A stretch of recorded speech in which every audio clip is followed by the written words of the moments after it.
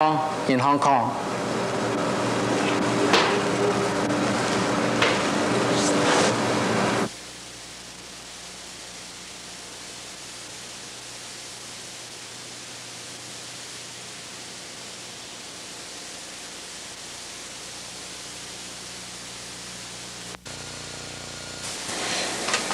Muk Yan Jong, translated word for word, means wooden man trunk.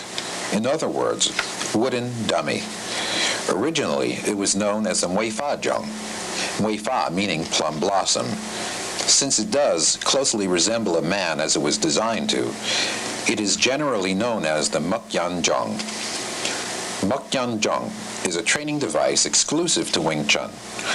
It is the final stage of training for hand and foot techniques.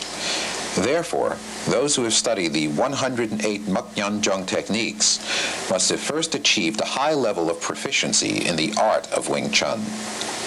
Those who truly know all of these techniques number but a few. Of those few, only a handful were taught by Yip Man himself. The 108 Muk Yan Jong techniques include practically all the Wing Chun hand and foot techniques. They are, in effect, those techniques in various combinations and in every conceivable application. They can be broken down into three categories. Number 1, neutralization maneuvers. Number 2, confrontations and counterattacks. Number 3, blatant attacks. These techniques finalize one's hand, foot, and body positions. Precision is of the utmost importance. The techniques train one to respond to an attack with a counter that is not only instantaneous and spontaneous, but the most appropriate, and therefore the most effective. Incidentally, some Muk Yan Jong techniques may not seem to conform to Wing Chun's theory of economy of motion.